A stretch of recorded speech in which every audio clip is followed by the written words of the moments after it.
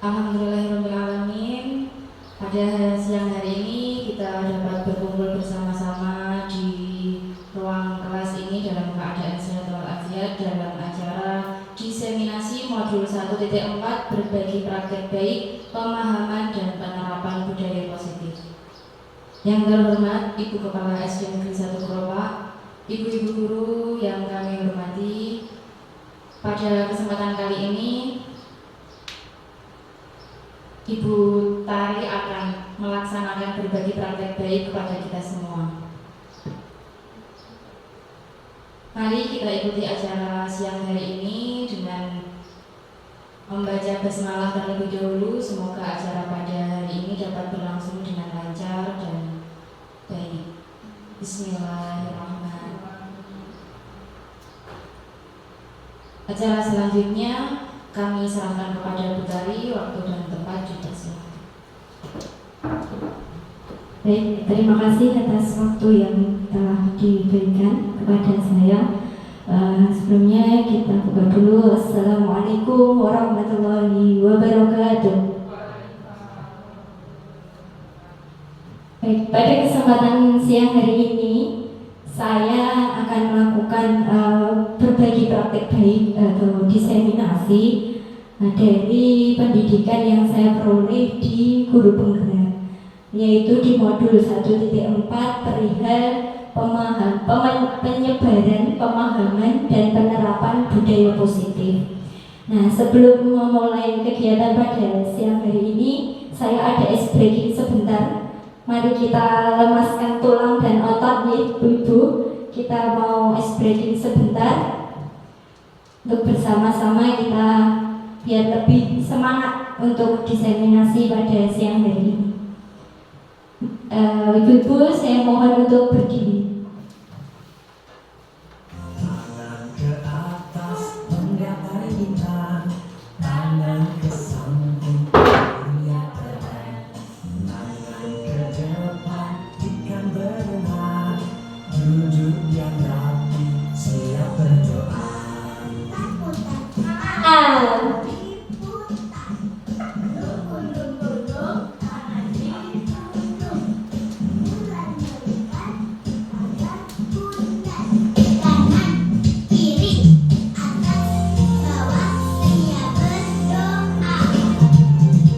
Satu jari kanan, satu jari kiri, bergabung menjadi dua cinta tanpa jam. Dua jari kanan, dua jari kiri, bergabung menjadi empat. Buat kamera cekat, tiga jari kanan, tiga jari kiri, bergabung menjadi enam. Buat menara bikin empat jari kanan, empat jari kiri, bergabung menjadi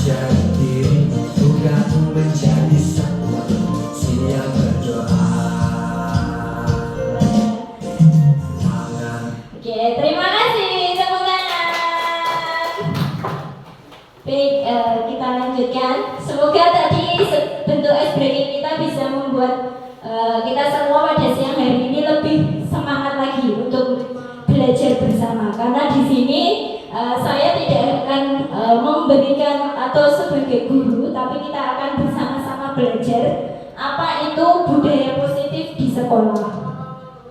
Baik, yang pertama, pada pendidikan guru penggerak ini saya itu mempelajari beberapa hal di dalamnya yang penting ternyata kita laksanakan di sekolah. Dari beberapa konsep inti budaya positif itu terdapat perubahan paradigma belajar, kemudian ada disiplin positif, kemudian ada nilai-nilai kebajikan, kebutuhan dasar manusia, posisi kontrol, keyakinan kelas, dan segitiga restitusi. Dari keenam ini saya peroleh dari pendidikan guru penggerak, di mana ternyata budaya positif di sekolah kita itu sudah banyak, dan kita awali dulu dari perubahan paradigma belajar. Baik, yang pertama adalah perubahan paradigma belajar. Pembelajaran paradigma baru itu merupakan pembelajaran yang berorientasi pada penguatan kompetensi dan pengembangan karakter yang sesuai dengan dimensi profil pelajar Pancasila. Itu setiap hari kita nyanyikan di sekolah bersama anak-anak dari kelas 1 sudah dari pelajar Pancasila, profil pelajar Pancasila, tepuk PPK, kemudian pembiasaan 5S itu kita lakukan. Di mana karakter anak ini yang diharapkan adalah karakter yang berbudi pekerti sesuai dengan pesan dari Bapak kita, Bapak Pendidikan, yaitu Ki Hajar Dewantara. Pada paradigma baru ini sebenarnya memastikan praktik pembelajaran di sekolah itu benar-benar berpusat pada siswa atau student center. Jadi anak di kelas ataupun pada saat pembelajaran itu harus kita jadikan sebagai subjek pembelajaran, bukan sebagai objek.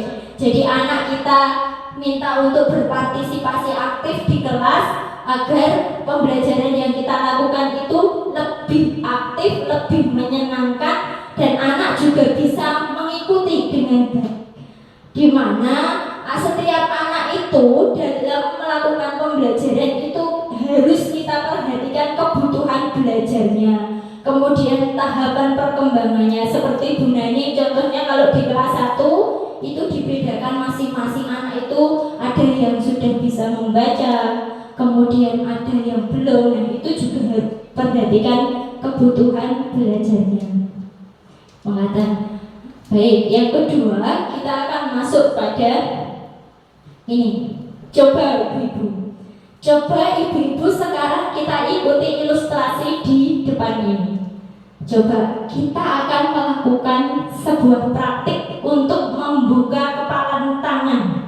Coba kepalan tangan ibu-ibu ini kita kepalkan, kemudian di samping kanan kiri ibu-ibu sudah ada teman kita masing-masing. Coba kalau tangan ini yang membuka teman kita, apakah akan bisa terbuka atau tidak? Misalnya Bu Nani membuka kepalan tangan Mbak Fani atau Bu Fani. Coba Bu Nani perhatikan.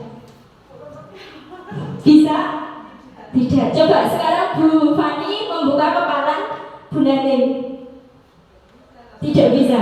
Sekarang Bu Tutut dengan Bu Titik, coba. Bisa? Tidak bisa. Bu Titik membuka kepalan Bu Tutut. Bisa? Tidak bisa. Bu Nisa sama Bu Tri bisa? Tidak bisa? Oh bisa.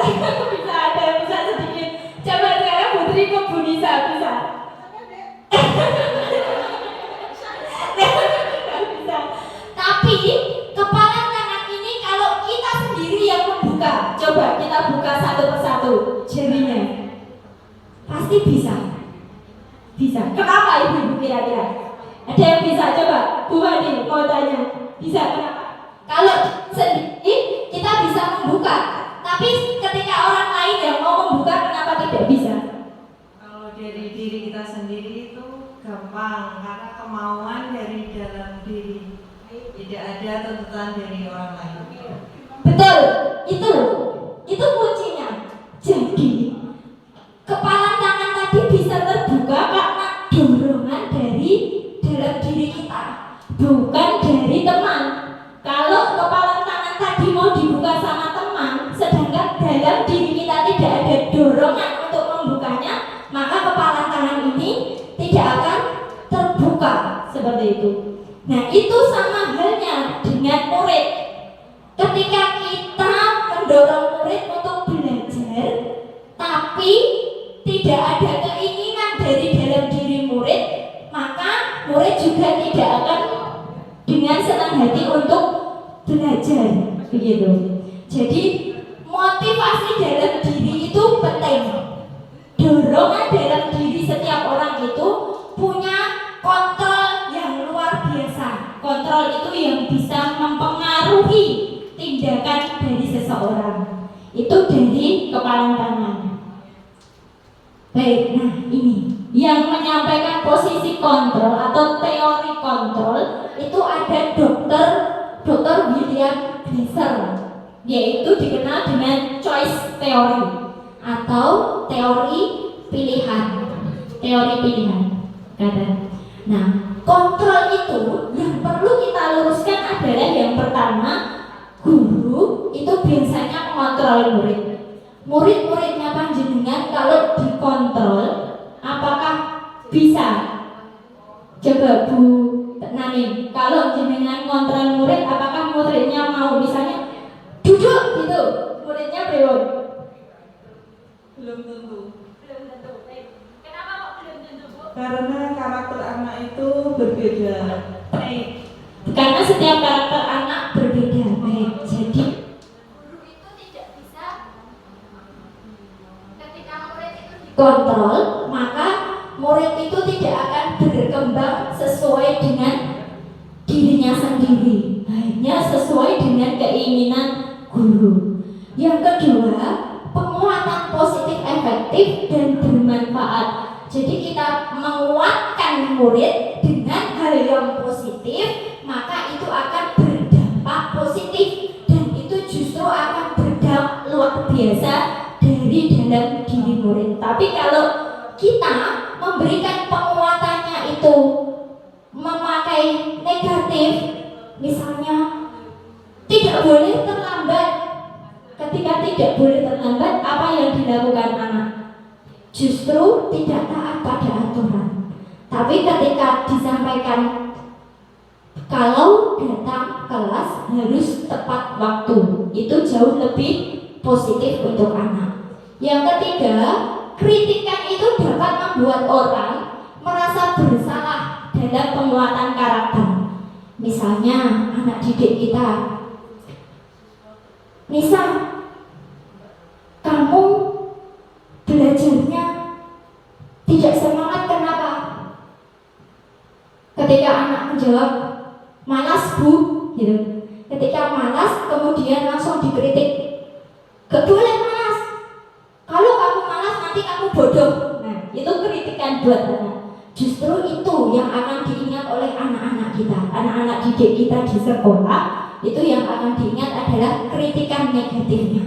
Jangan akan malah membuatnya itu tidak muncul, sehingga anak justru tidak mau mengikuti pelajaran dengan baik. Yang keempat, itu orang dewasa biasanya memiliki hak untuk memaksa, padahal tidak seperti itu. Orang dewasa itu bukannya punya hak, tapi seharusnya mendorong dan memotivasi bagaimana anak-anak kita itu biar bisa memiliki pilihan atau memiliki kebebasan. Gitu. Baik. Yang selanjutnya ada mengubah paradigma stimulus respon ke pendekatan teori kontrol. Jadi stimulus dan respon, ada rangsangan pasti akan muncul tindakan. Kalau kita memberikan rangsangan yang negatif, justru anak akan memberikan tindakan yang negatif yang muncul. Tapi kalau stimulus atau rangsangannya positif berupa berupa hal yang positif, maka tindakan anak-anak juga akan mengikuti positif. Seperti halnya kalau doa, kata-kata adalah doa, itu yang akan muncul. Nah, contohnya ini, stimulus respon tentang dunia, realitas kebutuhannya sama. Kalau kata stimulus respon, kita menganggap anak didik kita itu kebutuhannya sama kayak kita. Kita dulu belajar karena pengen pintar. Ya memang kebutuhan untuk belajar itu untuk pintar, tapi ternyata kebutuhan belajar setiap anak itu berbeda-beda.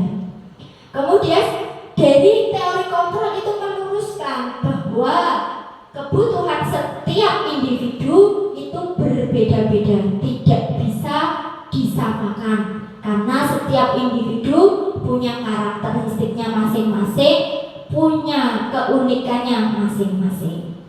Kemudian semua orang itu melihat hal yang sama, padahal sesungguhnya pandangan atau pendapat setiap orang itu bisa berbeda-beda. Baik, itu. Kemudian ada lagi dari teori kontrolnya, setiap orang itu punya gambaran tentang masa depannya, tentang cita-citanya, itu berbeda-beda, tidak sama. Ada yang punya gambaran masa depannya cukup untuk menjadi ibu rumah tangga, tapi ada yang punya gambaran masa depan ingin menjadi seseorang yang lebih baik dengan bekerja, dengan jadi guru, dengan jadi pilot misalnya. Jadi berbeda-beda. Perilaku buruk itu dilihat sebagai suatu kesalahan kalau di paradigma stimulus respon. Tapi kalau di teori kontrol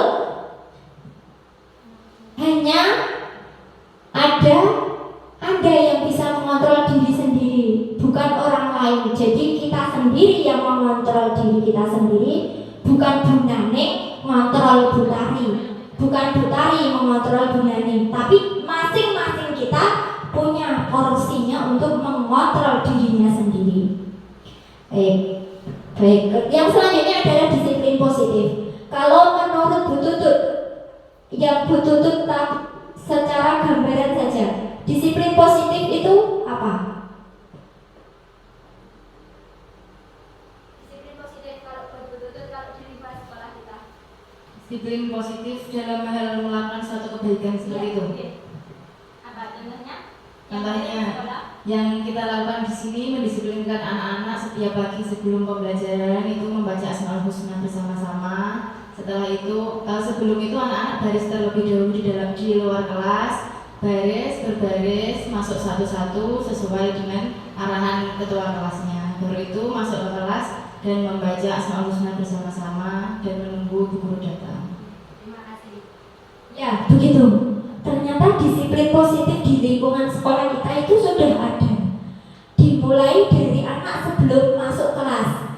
Anak-anak berbaris dulu di depan kelas, disiapkan. Yang rapi dipilih untuk masuk dulu. Nah, itu contoh disiplin. Nah, kalau menurut Diana Gosen menyatakan bahwa disiplin itu berasal dari bahasa Latin disiplina, yang artinya itu berarti belajar. Oh, ternyata tindakan-tindakan yang kita lakukan di sekolah untuk pendisiplinan itu salah satu proses untuk proses belajar anak-anak agar lebih tertib, agar lebih mengikuti keyakinan sekolah atau peraturan. Kata disiplina itu berasal dari akar kata yang sama, yaitu disiple, yang berarti murid atau pengikut. Baik, kalau menurut Ki Hajar Dewantara, disiplin positif itu artinya untuk menciptakan murid yang merdeka, maka syaratnya itu adalah mempunyai disiplin yang kuat. Disiplin itu berasal dari motivasi internal atau dalam diri. Jadi disiplin tidak bisa karena paksaan, dipaksa untuk disiplin, dipaksa untuk mengikuti aturan, itu tidak bisa. Tapi dari dalam diri masing-masing. Disiplin itu berasal diri. Sehingga apabila motivasi dalam diri atau motivasi internal ini perlu untuk dikembangkan. Selain itu, motivasi eksternal itu berasal dari orang lain, boleh mempengaruhi, tapi akan lebih sangat berpengaruh itu disiplin yang ada dari dalam diri seseorang. Tujuannya apa? Tujuan disiplin positif ini adalah untuk menanamkan motivasi kepada siswa agar mereka itu menjadi orang yang ingin dan menghargai dirinya sendiri. Tidak hanya menghargai waktu, tapi juga menghargai dirinya sendiri untuk bisa lebih tertib, bisa lebih disiplin. Itu berasal dari dalam. Sehingga nilai-nilai yang mereka percaya itu bisa diterapkan dalam kehidupan sehari-hari. Baik, nilai-nilai apa? Nilai-nilainya adalah nilai-nilai kebajikan universal. Kebajikan itu berarti nilai-nilai yang baik, nilai-nilai yang luhur, nilai-nilai yang bisa menjadikan karakter kita menjadi lebih baik. Sifatnya positif, menjadi tujuan yang mulia untuk bisa dicapai oleh setiap individu. Nilai-nilai tersebut itu bersifat universal, lintas bahasa, suku bangsa, agama, latar belakang, maupun perilaku. Jadi tidak boleh kalau kita mau menerapkan nilai, kita membedakan sukunya, kita membedakan agamanya, kita membedakan warna kulitnya. Jadi semuanya sama, gitu. Nilai-nilai kebajikan ini dikaitkan dan diyakini itu akan membangun motivasi intrinsik atau motivasi dalam diri seseorang, sehingga nantinya diharapkan bisa menggerakkan motivasi dari dalam diri untuk mencapai satu tujuan tertentu. Nilai-nilai kebajikan itu dicapai oleh setiap anak Indonesia yang kita kenal sekarang itu menjadi profil pelajar Pancasila, di mana ada 6 dimensi yang sudah setiap hari kita nyanyikan. Pelajar Pancasila beriman dan bertakwa pada Tuhan Yang Esa dan berakhlak mulia, berkebinekaan global, gotong royong mandiri, kreatif dan bernalar kritis. Ya, tuh. Nilai-nilai kebajikannya sudah dirangkum oleh pemerintah menjadi 6 itu yang harus kita tanamkan pada anak-anak didik kita. Nah, yang selanjutnya kita akan belajar tentang kebutuhan dasar manusia. Ibu-ibu, bapak-ibu, kebutuhan dasar manusia ini tidak hanya sandang dan pangan saja, tidak hanya kebutuhan untuk bertahan hidup, karena kebutuhan manusia itu merupakan unsur-unsur yang dibutuhkan oleh manusia untuk mempertahankan keseimbangan fisiologi maupun psikologisnya. Tentunya hal ini bertujuan untuk mempertahankan kehidupan, mempertahankan kesehatan, dan menyeimbangkan kehidupan kita sebagai manusia.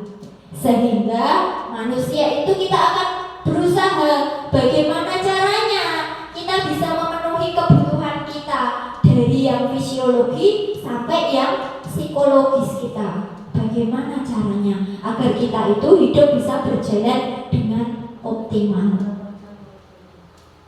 Nah, ini 5 kebutuhan dasar manusia. Kebutuhan dasar manusia itu ada 5. Yang pertama adalah kebutuhan dasar bertahan hidup. Kita butuh makan, kita butuh pakaian, kita butuh papan atau tempat tinggal. Itu yang masuk ke dalam kebutuhan untuk bertahan hidup. Kalau kebutuhan kasih sayang dan rasa diterima itu nomor 2. Karena apa? Kita sebagai manusia itu juga membutuhkan kasih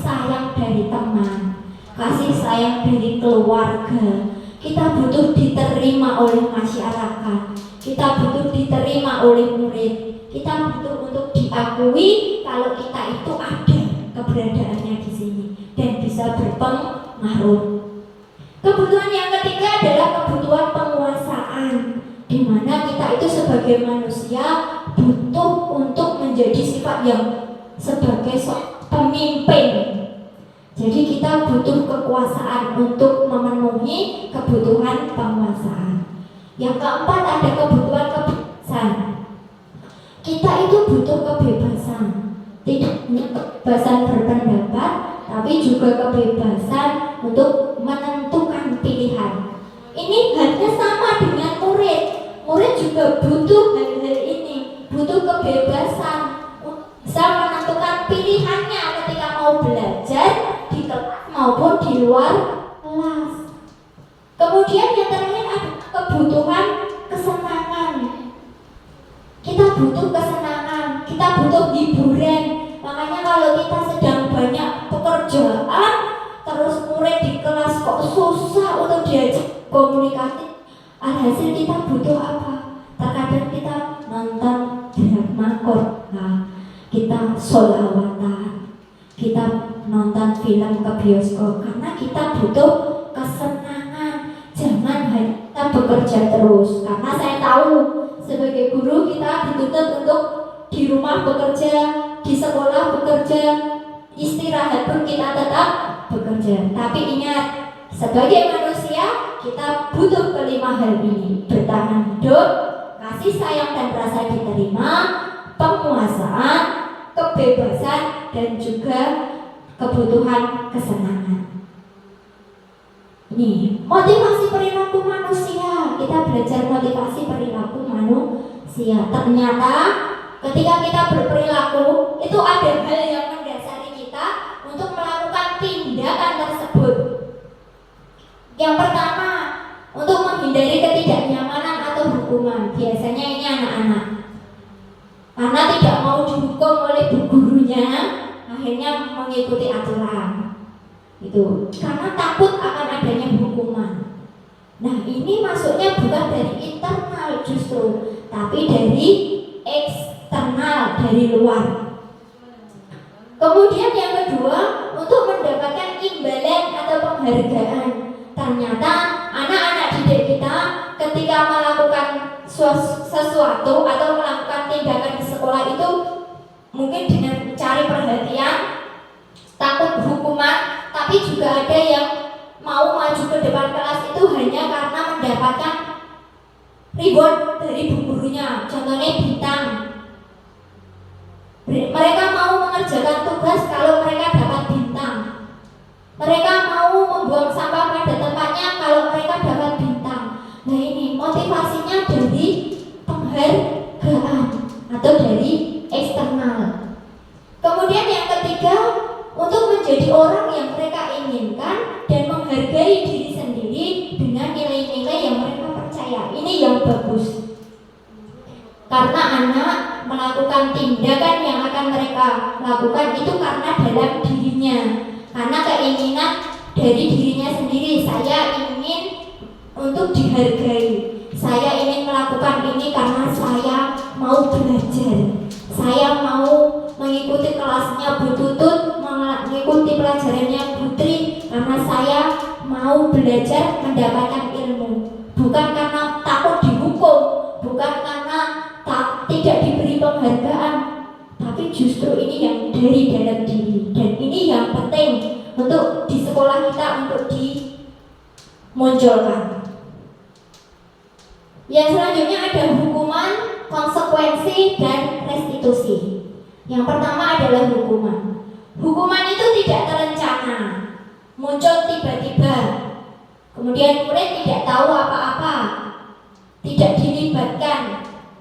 Kemudian sifatnya hanya satu arah, berupa hukuman fisik ataupun psikis.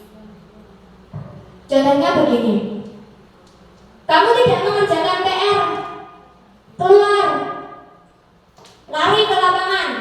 Itu hukuman apa, Ibu? Kalau lari di lapangan, hukuman fisik.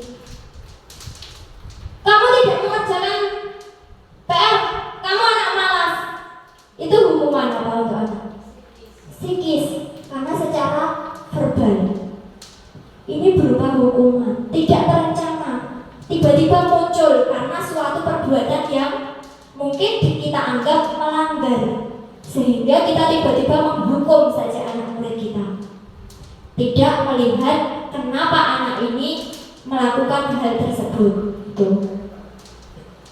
Yang kedua adalah konsekuensi. Kalau konsekuensi itu terencana, itu disepakati bersama sesuai dengan peraturan kelasnya.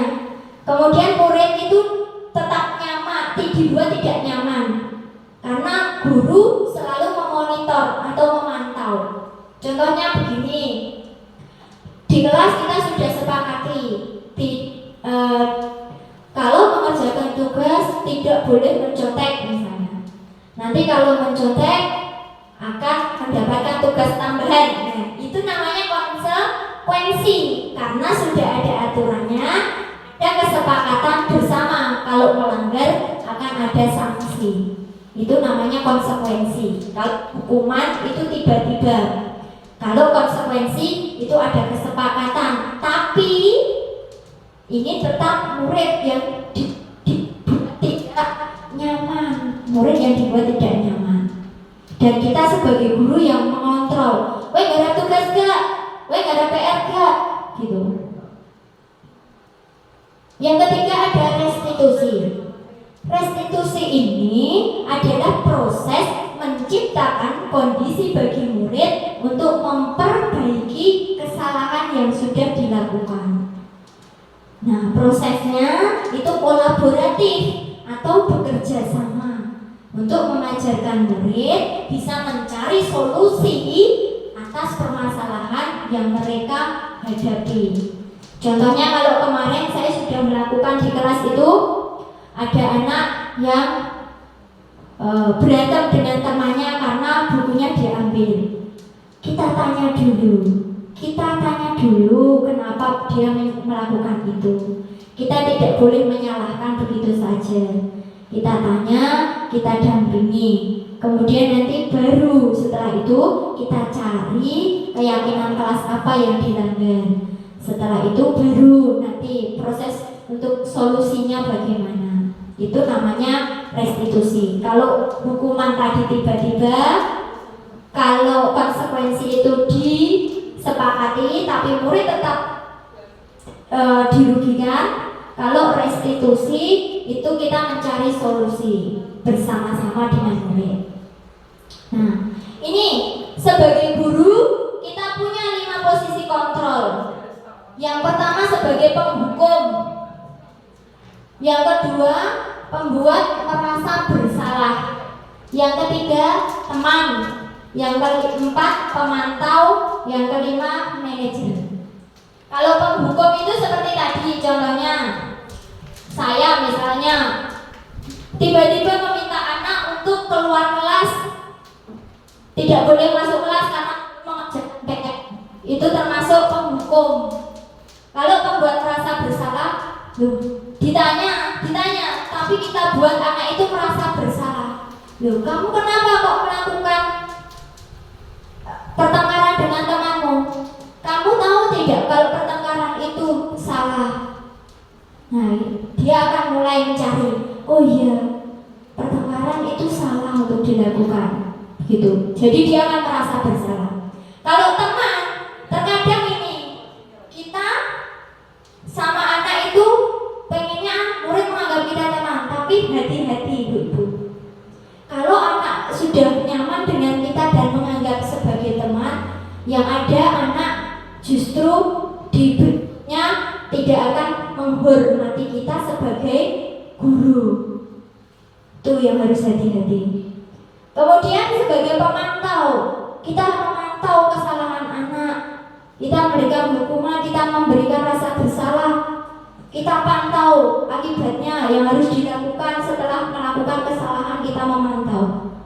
Ini sebenarnya yang paling ideal adalah sebagai manajer, di mana kita itu tidak hanya kita itu mencari dulu dengan murid, berkolaborasi kesalahannya apa, kemudian dia melanggar apa, sadar atau tidak melanggar itu. Setelah itu kita cari solusinya bersama-sama dan kita pantau juga. Nah, ini sebagai manajer. Kebanyakan selama ini kita berperan sebagai apa, Ibu? Kalau di sekolah, dari 5 posisi kontrol ini kita berperan sebagai apa biasanya? Kalau di sekolah kita, sebagai ada gunanya sebagai teman karena muridnya kelas 1. Kita sebagai apa? Kalau saya mengakui sebagai penghukum dan membuat rasa bersalah, itu masih sering saya lakukan di kelas maupun di luar kelas. Kalau anak ada yang kerjaan PR, saya pasti memberikan hukuman dengan apa? Ayo tekan dulu di pojok depan misalnya, ditunggu Bu Guru. Nah, itu kita sebagai penghukum, pembuat rasa bersalah. Padahal yang paling ideal adalah kita cari dulu kenapa anak melakukan itu dan kita cari solusinya bersama-sama dengan murid sebagai manajer. Penerapan 5 posisi kontrol ini, penghukum. Seorang penghukum itu dapat menggunakan hukuman fisik maupun verbal. Jadi guru, kita sebagai guru itu menjalankan posisi penghukum itu akan berkata, contohnya seperti ini. Warna sepatumu salah, cepat lepas sepatumu. Nah, dan silakan kamu seharian di sekolah tanpa sepatu. Itu kita penghukum, karena kita belum tanya kenapa kok sepatumu warnanya itu, tahu tidak dengan aturan sekolah warna sepatu harus apa, gitu. Ini penghukum. Nah, yang kedua membuat orang merasa bersalah. Nah, di posisi ini biasanya guru itu akan bersuara lebih lembut. Kita biasanya menggunakan kata-kata yang lebih lembut untuk bertanya pada anak, karena kita mau si anak ini merasa bersalah atas tindakannya. Jadi membuat keheningan di dalam kelas, kemudian tidak nyaman, terus merendah hati. Nah, contoh-contohnya begini. Bu Guru kecewa sama kamu. Kok kamu tidak mengerjakan tugas, kenapa? Bu Guru kecewa sama kamu. Anak akan mulai mikir, oh iya, Bu Guru sampai kecewa, berarti aku salah, gitu.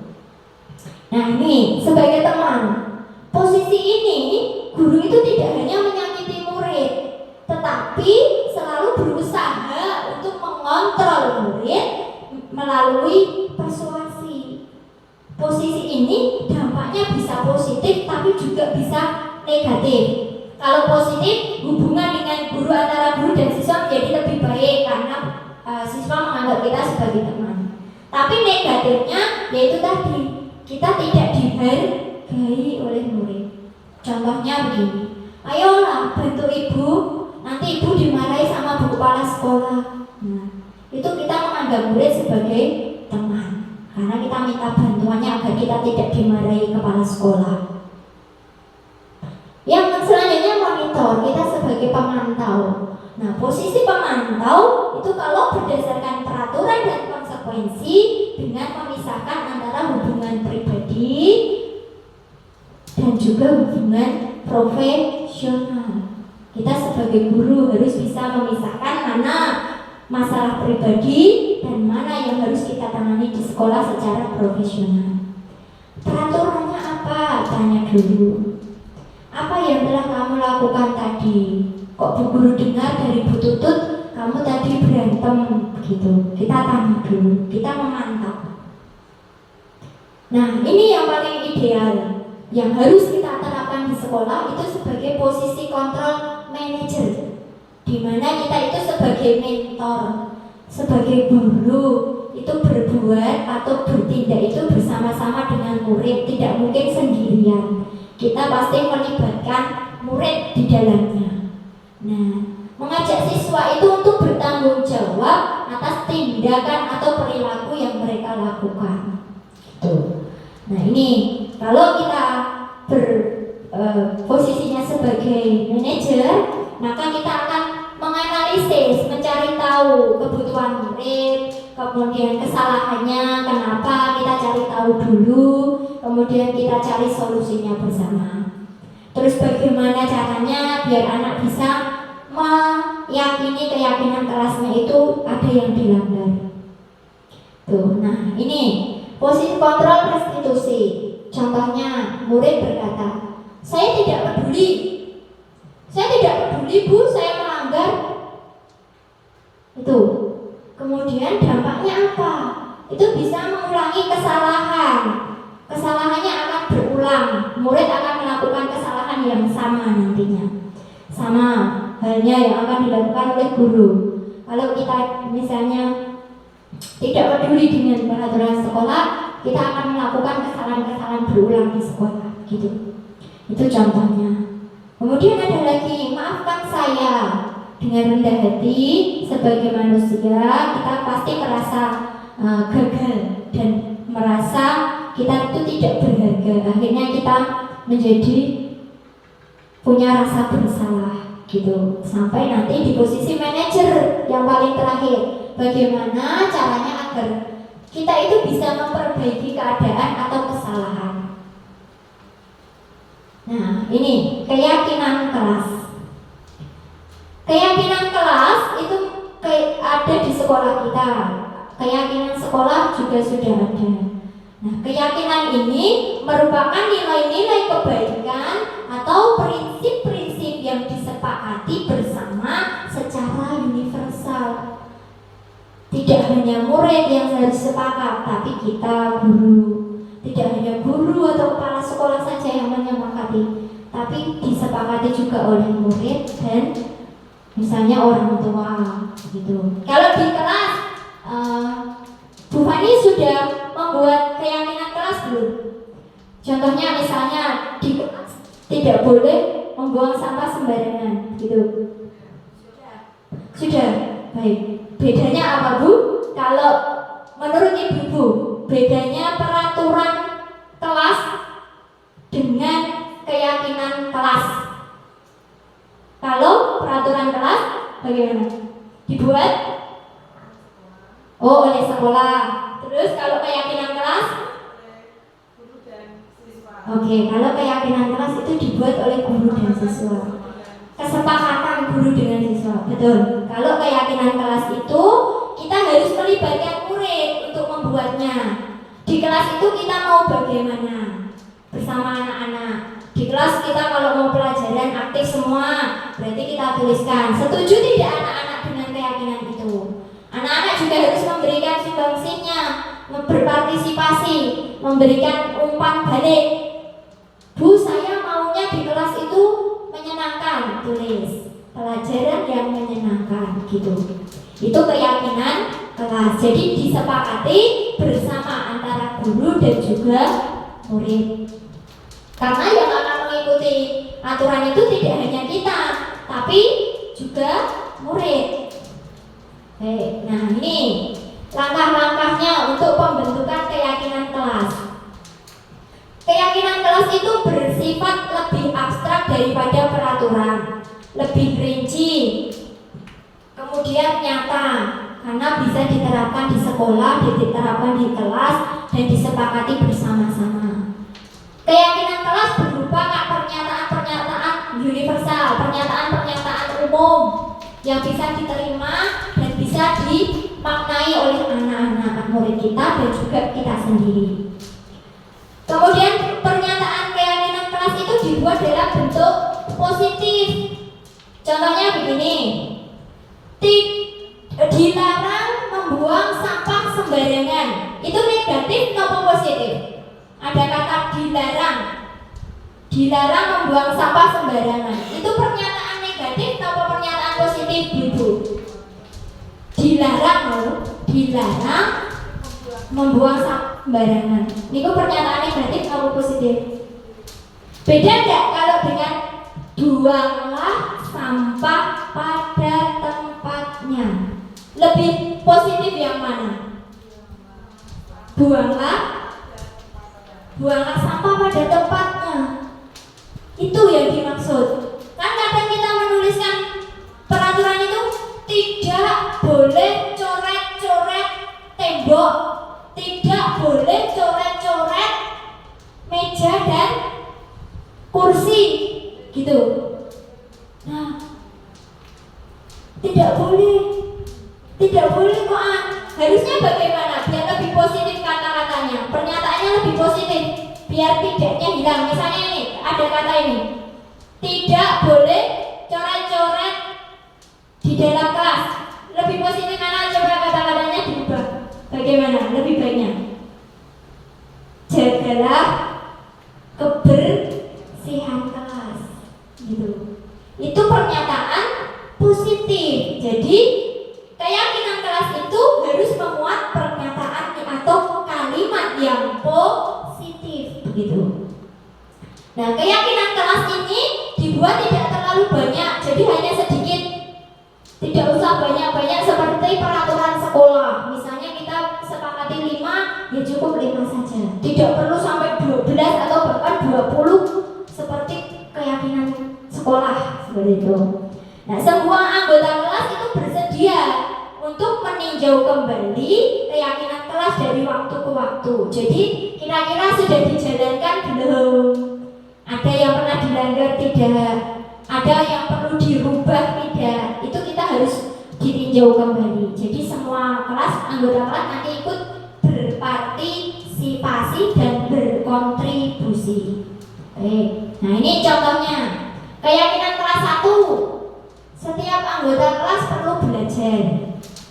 Setiap anggota kelas perlu senang. Jadi harus ada senang, nyaman, aman.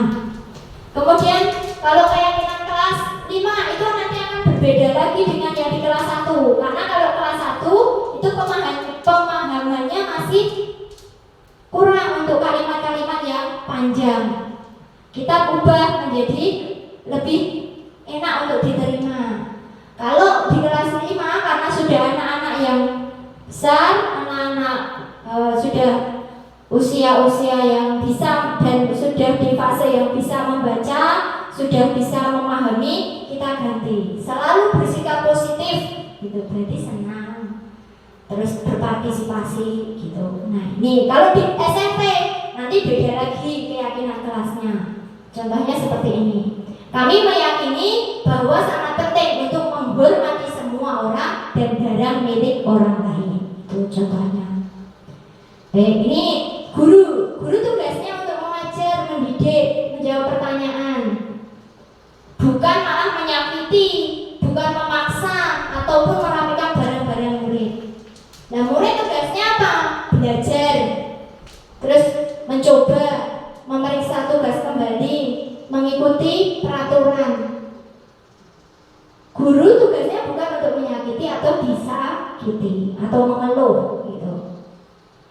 Baik, ini untuk bisa menciptakan identitas yang berhasil atau identitas yang sukses agar karakternya timbul, maka kita harus membuat restitusi untuk penyelesaian masalah, menerapkan restitusi. Kita terapkan, kita implementasikan di sekolah kita, di kelas kita masing-masing.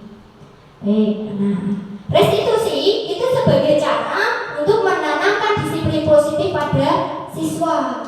Karena menurut Gosen atau ilmuwan Gosen itu restitusi itu untuk menciptakan posisi bagi siswa untuk memperbaiki kesalahan agar mereka tidak mengulanginya lagi, tapi tahu mereka melanggar keyakinan kelas yang mana, kemudian mereka itu bisa memperbaikinya dengan cara apa, gitu.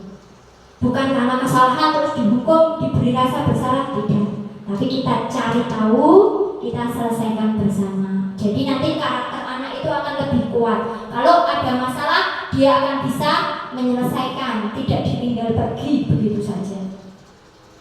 Nah, tuh restitusi itu juga akan membantu siswa menjadi punya tujuan yang positif dalam hidupnya. Positif ketika akan bertindak, positif ketika bergaul dengan temannya, positif ketika nanti berbicara dengan orang yang lebih tua, dengan guru, dengan orang tua, gitu. Nah, ciri-ciri restitusi itu bukan untuk menebus kesalahan, tapi untuk belajar dari kesalahan. Restitusi itu untuk memperbaiki hubungan. Nah, restitusi itu ditawarkan kepada anak. Ayo coba cerita, tadi kamu kenapa kok melakukan hal ini? Kamu kenapa kok bisa seperti ini?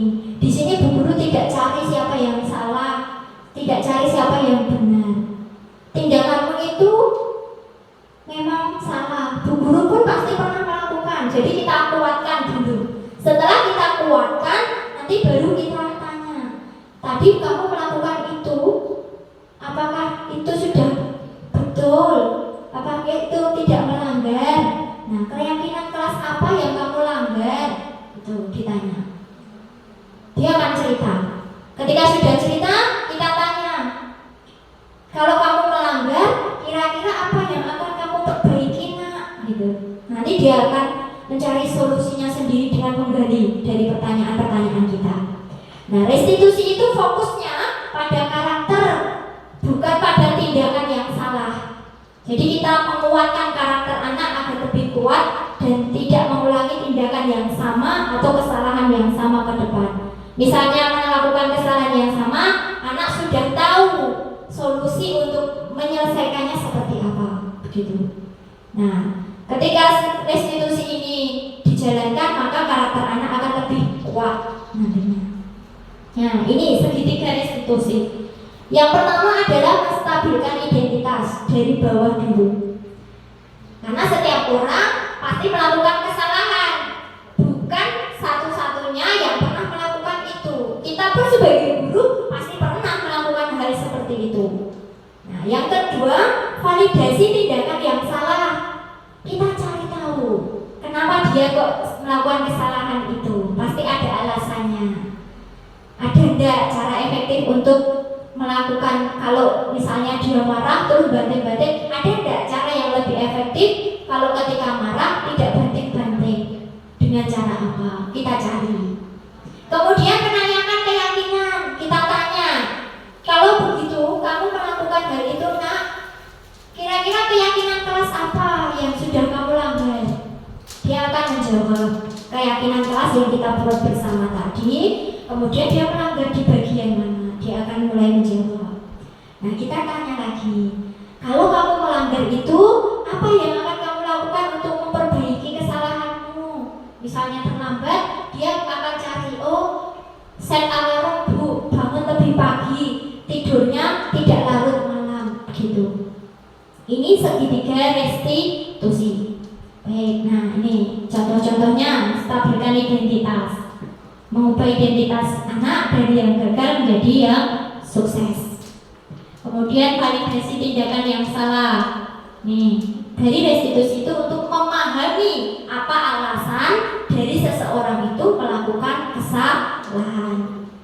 Kemudian menanyakan keyakinan. Setelah menstabilkan identitas dan validasi tindakan yang salah, kita lakukan ini. Tanyakan keyakinannya, yang dilanggar apa, yang sudah kita percaya kok dilanggar. Kalau berbohong itu berarti kita melanggar nilai-nilai kejujuran, gitu. Nah, ini contoh video saya menerapkan segitiga restitusi.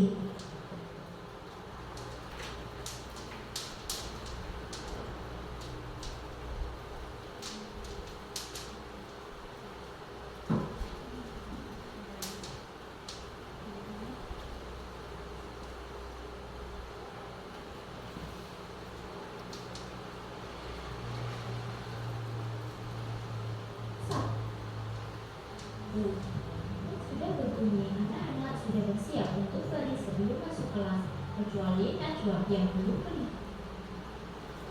1. Sudah berbunyi, anak-anak sudah bersiap untuk pergi sebelum masuk kelas, kecuali Najwa yang belum kelihatan. Begitu pelajaran akan dimulai, Najwa baru datang dengan kondisi kurang semangat. Berikut skenario penyelesaian masalah menerapkan segitiga restitusi. Tahu kenapa bagi-bagi jari hari ini? Tadi Najwa berangkat sekolah pukul berapa? Oh, Najwa tahu tidak di sekolah kita kalau masuk sekolahnya jam berapa? Baik, Najwa tahu kalau sekolah kita masuknya pukul 7:15. Kira-kira kalau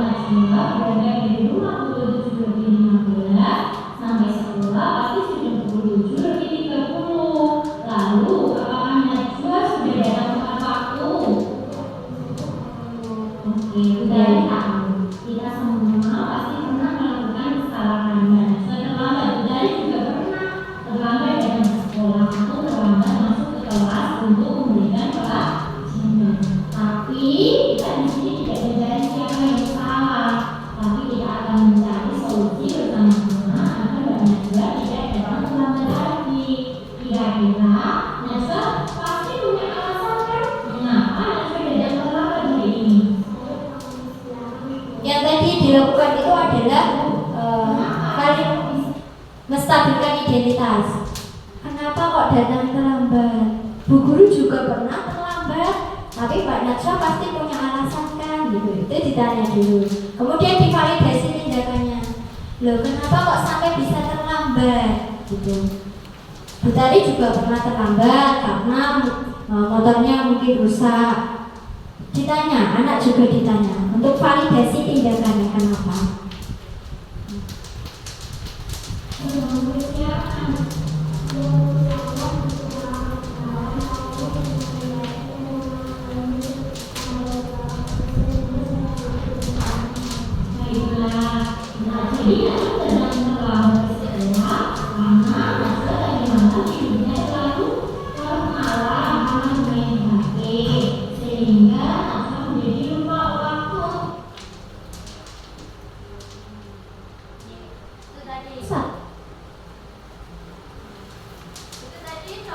Penerapan segitiga restitusi yang sudah saya terapkan, dari menstabilkan identitas, validasi tindakan yang salah, sampai dengan menanyakan keyakinan pada anak.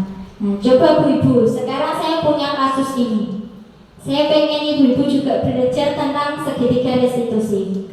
Nih, ada guru matematika dan wali kelas 8, Ibu Santi sakit, sehingga tidak dapat masuk dan mengajar. Akhirnya dicarikan guru pengganti, Ibu Eni. Ibu Eni baru 2 tahun menjadi guru SMP. Beberapa murid perempuan, ada Vivi dan Natali, itu mengetahui hal itu, kalau Bu Eni itu guru baru. Sehingga mulai menggunakan kesempatan untuk bersikap tidak sopan dan seenaknya, tertawa, tidak mengindahkan adanya Bu Eni. Kemudian mencoba menyapa. Bu Eni pun sudah mencoba untuk menyapa Vivi dan Natali dengan ramah, sambil mengingatkan untuk mereka itu fokus pada pengerjaan tugas. Ayolah, tugasnya dikerjakan. Nanti Ibu ditegur kepala sekolah kalau kalian tidak kerjakan tugas. Tolong bantu Ibu ya. Namun Vivi dan Natali malah jadi tertawa. Ibu santai saja Bu. Mereka tetap tidak mengerjakan tugas dan malah ngobrol. Nah ini, keesokan harinya Bu Santi memanggil Vivi dan Natali serta menanyakan tentang laporan Bu Eni. Bu Santi menanyakan apakah mereka bersedia melakukan atau memperbaiki kesalahannya.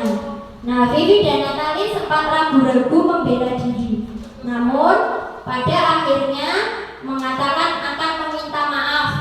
Ibu Santi menanggapi bahwa tindakan itu boleh saja dilakukan bila mereka sungguh-sungguh ingin meminta maaf. Namun Bu Santi menanyakan kembali apa yang mereka bisa lakukan untuk menggantikan rasa tidak dihormati Bu Santi. Baik Vivi maupun Natali mengakui bahwa perilaku mereka tidak sesuai dengan keyakinan kelas. Ibu Santi melanjutkan kembali apa yang akan mereka lakukan untuk memperbaiki kesalahan. Apakah ada gagasannya? Vivi dan Natali usul mereka mau mengadakan sebuah diskusi kelompok untuk membuat atau menerapkan keyakinan kelas untuk bisa saling menghormati di kehidupan sehari-hari. Nah, usulan keduanya itu akan dikirim via email untuk Bu Eni dan akan mulai memberitahu kepala sekolah pada Bu Eni bahwa setiap tidak ada guru, mereka minta penggantinya adalah Bu Eni. Nah, ini kita akan mencoba menjawab beberapa pertanyaan ini. Dalam kasus di atas, langkah-langkah restitusi apa saja yang sudah dijalankan Bu Santi? Kira-kira apa Bu Ibu? Langkah restitusinya tadi ada menstabilkan identitas, validasi tindakan yang salah, dan ada menanyakan keyakinan. Kalau dari kasus ini tadi, dari apa atau paragraf ini, apa yang bisa? Tadi Bu Santi sudah mulai nih menanyakan tentang laporan Bu Eni. Berarti Bu Santi sudah menerapkan untuk memvalidasi tindakan yang salah. Tuh. Kemudian menurut Anda, apakah restitusi yang diusulkan Vivi dan Natali sudah sesuai dengan pelanggaran yang telah dibuat? Apakah langkah-langkah restitusi yang telah diusulkan mereka? Tadi Vivi dan Natali mengusulkan apa?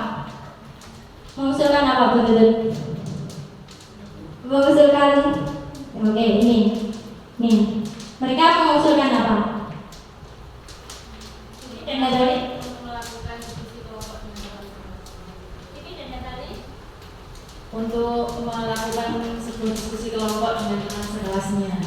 Diskusinya untuk apa itu kira-kira? Untuk penerapan keyakinan kelas. Gitu. Ya, betul begitu. Kemudian dari kasus di atas, posisi yang diambil Bu Santi untuk menangani Vivi dan Natal itu sudah tepat atau belum? Sudah tepat atau belum, Bu? Bu Santi tadi sudah menanyakan kesalahannya, kemudian bertanya ke Vivi dan Natali bagaimana mau memperbaikinya. Berarti sudah tepat belum? Oh sudah, oke sudah. Tapi ada satu ya yang belum ditempuh Bu Santi, yaitu menstabilkan identitas, di mana anak tidak diberi penguatan dulu sebelum ditanya kenapa kok melakukan hal itu. Harusnya ditanya. Di sini Ibu tidak melakukan mencari kesalahan, tapi kita akan sama-sama mencari tahu apa yang kalian lakukan itu sudah sesuai belum. Coba ceritakan. Nah, itu menstabilkan identitas begitu.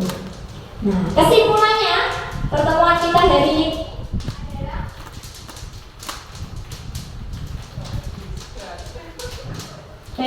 kesimpulannya adalah ini. Penerapan program disiplin positif itu hendaknya guru itu punya sikap kepribadian yang baik, profesional terhadap pekerjaan dan tugasnya sebagai seorang guru, punya sosial yang baik, di mana guru itu bisa merefleksikan dan mengevaluasi diri. Kita sebagai guru mampu untuk merefleksi diri. Kegiatan pembelajaran juga direfleksi, diri kita sebagai guru itu direfleksi. Sudah baik belum dalam memberikan pelayanan pendidikan di sekolah. Kemudian kita harus bersifat sebagai among atau manajer untuk menuntun murid-murid kita sesuai dengan kode alam dan kodrat zamannya. Jadi kita tidak boleh memaksakan menuntun anak atau dipaksa sesuai keinginan kita, tapi kita tuntun potensi, bakat dan minat anak-anak. Ketika melakukan kesalahan pun kita tidak boleh langsung menghukum begitu saja, tapi kita harus punya posisi kontrol sebagai manajer yang paling ideal. Kita harus menerapkan segitiga restitusi ketika anak melakukan kesalahan. Nah, baik itu dari saya. Kurang lebihnya mohon maaf.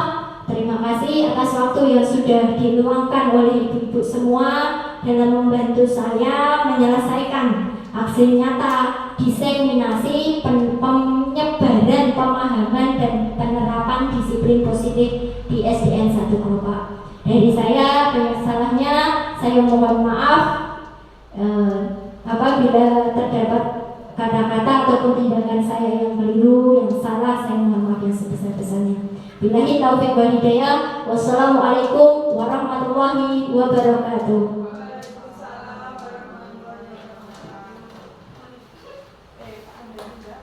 Terima kasih.